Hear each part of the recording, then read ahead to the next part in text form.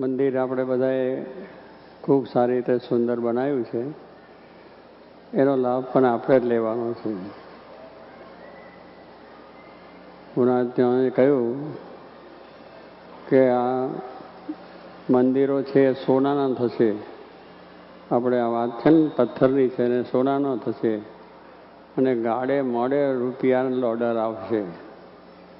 પણ આ સાધુ અને આ દર્શન નહીં મળે, વાતું નહીં મળે. એ ગુણાત સ્વામીની મહત્તા સમજાવી કે સમાગમ વગર આપણું બધું અધૂરું રહી જાય. કારણ કે આવી સેવા બીજું ત્રીજું આપણે કરી છે કંઈ નિષ્ફળ નથી, ભગવાનની પ્રસન્નતા માટે છે. પણ સ્વામી સમજાવે છે કે જ્યાં સુધી આપણામાં જ્ઞાનની દ્રઢતા ના થાય, સત્સંગનો મહિમા ન સમજાય, ત્યાં સુધી આપણને જરા સત્સંગમાં વિઘ્ન આવવાનો પ્રસંગ બને છે. એટલે સ્વામી કંઈક વાતો સાંભળે એટલે એવા સાધુ ગુણાતીત, એટલે એવા સંત આપણે જોગી મહારાજ, શાસ્ત્રી મહારાજ, એમના આશીર્વાદથી થયેલા સંતો એ આપણને આ જ્ઞાનની વાત કરે ત્યારે એનાથી શાંતિ થાય. એટલે કહેવાનું શું છે કે આવું બધું થાય છે ને થવાનું છે એ બધું સાચું છે. પણ સ્વામી કહે વાતો અને સાધુ, વાતો એટલે જ્ઞાનની વાત. વાતો તો અમથા બધા બેઠા બેઠા કરતા હોય વાતો કહેવાય, એ વાતો એમના.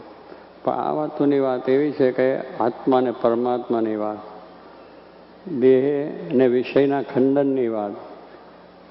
એ વાતો જો થાય તો પછી આપણો સત્સંગની અંદર અહો અહો અહો આનંદ રહ્યા જ કરે 24 કલાક. ક્યારે એનું મન ઢીલું ના થાય, ક્યારે એને ભીવ ના થાય, અભાવ ગુણ ના આવે. અને મહિમાન મહિમા ઓહો શું વસ્તુ મળીને શું આપણે. અને એ જ્ઞાનની દ્રષ્ટિ માટે કાયમ આપણે સમાગમ કરવાનો છે. સાથે સાથે આપણા વચનામૃત છે સ્વામીની વાતોનો પણ અભ્યાસ કરવાનો, વાંચવાનો. કારણ એ પણ થોડો ટાઈમ મળે ત્યારે દરરોજ એક વચનામૃત વાંચવું, 5 સ્વામીની વાતો વાંચવી. શિક્ષાપત્રી છે એ પણ એના 5 શ્લોક વાંચવા. તો કહેવાનું શું કે આ દરરોજ વાંચવાથી ધીરે ધીરે આપણું કામ થાય. આપણે બધું કહે છે સ્વામી કે લખ્યું પણ વાંચ્યું નહીં તો શું કામનું. આપણે લખ્યું પણ વાંચ્યું નહીં તો શું કામનું. વાંચ્યું પણ વિચાર ના કર્યો તો એ જતું રહે. અને વિચારી પછી જો જીવમાં ઉતરે તો કામ થઈ જાય.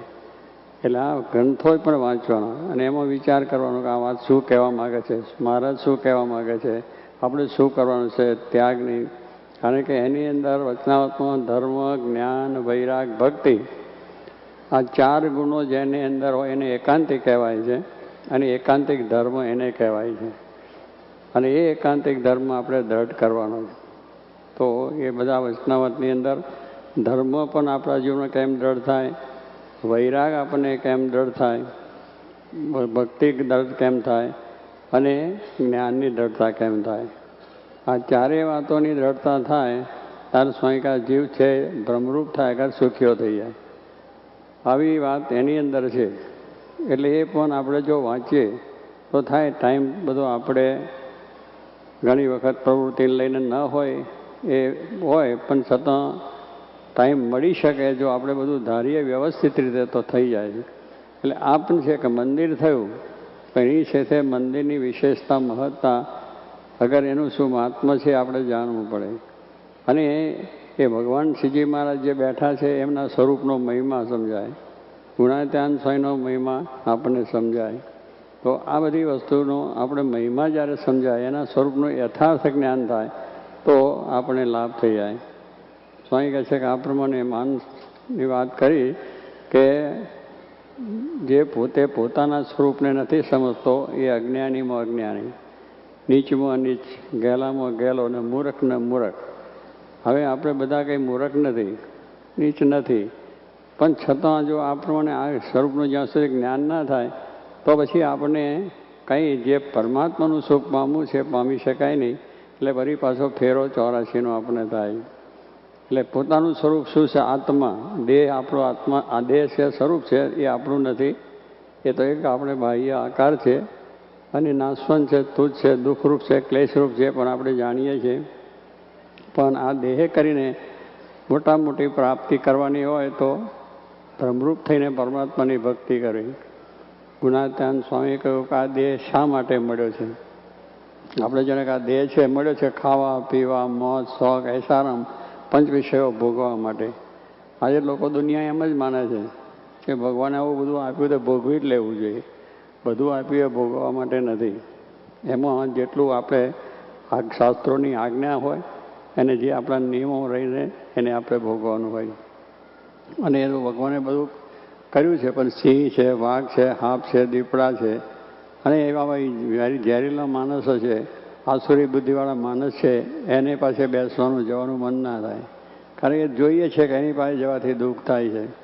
એમ આ બધી વસ્તુ જો પંચવિષયને ભોગવવા મળીએ તો આપણે એની અંદરથી અશાંતિ થાય અને આપણે આપણને જન્મ મરણનું કારણ બને.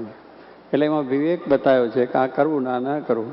તો એ આપણે શાસ્ત્રોમાંથી સાંભળીને વાંચીને એના પછી આ સંતોના સમાગમથી અને મંદિરમાં નિરંતર આવવાથી આપણે આ બધો વિચાર આવે. તો એ પણ આપણે હવે કરવાનું છે. મંદિર થયું પણ મંદિર પછી પાછું આપણે આત્માનું જ્ઞાન તો કરવાનું છે. એ જ્યાં સુધી ના થાય ત્યાં સુધી આપણે આ બધું દુનિયાની બધી મોહ મમતા ચાલ્યા કરે. જ્યાં લગી દેહને હું કરી માનશે ત્યાં સુધી ભોગ વિલાસ ભાવે. દેહને આપણે હું માનીએ છીએ એટલે ભોગ ને વિલાસ ને એ બધું ભાવ છે, પણ હું દેહ નથી. આ નાશવંત છે, ભગવાન સાચા છે. એટલે એ જો જ્ઞાન થાય તો પછી ભોગવાની ઈચ્છા ના થાય. આપણે છે ને વાત જ્યારે દૃઢ થાય છે, કેટલા માણસોને જગતમાં ઉદાસી થઈ જાય શું કે એવું જ્ઞાન થાય છે એટલે સહેજે જ ઉદાસી રહે. ભોગવે ખરો દેહે કરીને, એમાં આસક્તિ ના હોય. એને આસક્તિ ન હોય એ રીતે, કારણ કે વ્યવહારમાં છે એટલે બધું કુટુંબ પરિવાર હોય, ધંધા રોજગાર નોકરી કરતા હોય, પણ એક પોતાનું પોષણ કરવા માટે અને બીજી રીતનું એનામાં બહુ હોય ને, પણ તેનું મનુસંધાન ક્યાં રહે? ભગવાન સાથે.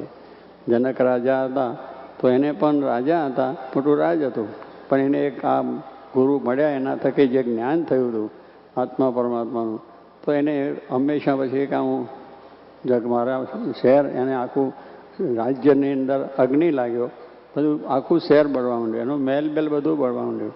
એને ભગવાનની કથામાં બેઠા હતા એટલે ઉઠ્યા જ નહીં.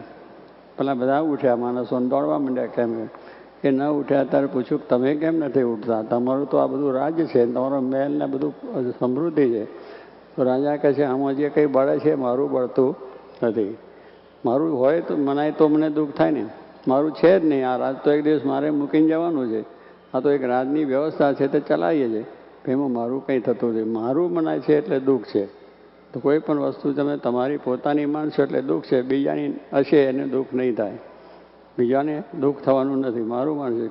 તમારા દીકરો હોય, બીજાનો પણ દીકરો હોય, બીજાનો દીકરો સારો ભણેલો ગણેલો હોશિયાર હોય, રૂપાળો હોય, તમારો છોકરો એટલે બધો હોશિયાર ના હોય, પણ છતાંય તમારા છોકરાને કોઈ મારે તો તમારે દુઃખ થાય કે મારા છોકરાને માર્યો અને પેલો છોકરો સારો છે એને કોઈ મારતા કે રખડતો છૂકા રખડતો હતો છૂકા, એટલે એને આ ઉપેક્ષા થાય. કારણ કે આપણો નથી એટલે દુઃખ ના થાય.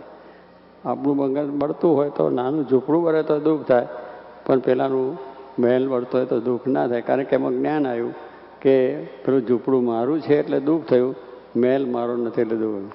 એટલે સ્વામી કહે છે કે આ બધું છે એ આપણું કાંઈ નથી આની અંદર. એવી જાતિ જ્ઞાનની દ્રઢતા થાય તો આ તો દુનિયા છે.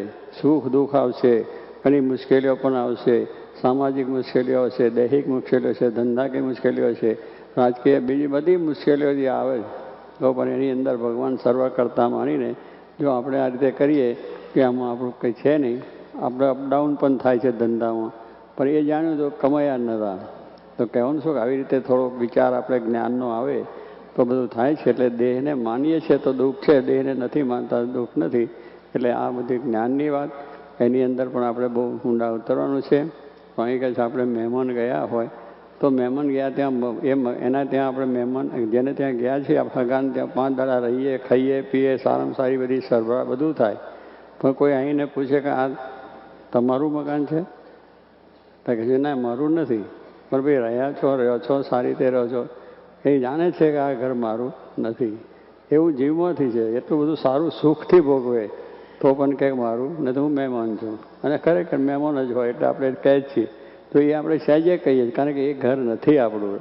ભોગવીએ છીએ છતાં નથી, બધી આની સુખ સાહેબી ભોગવી છતાં નથી, મહેમાન સમજીએ છીએ. એમ સ્વામી કહે છે આપણે આ પણ 50-60 વર્ષના 80 વર્ષના મહેમાન, એટલા દડા રહ્યા એટલા દડા ભોગવ્યું, પછી આપણું નથી. એટલે એ મહેમાનની રીતે એટલે સ્વામી કહે જો સમજીએ તો પછી એમાં આપણે ના થાય. એટલે મારું મને એટલે દુઃખ છે, મારું નથી, મારું દુઃખ છે.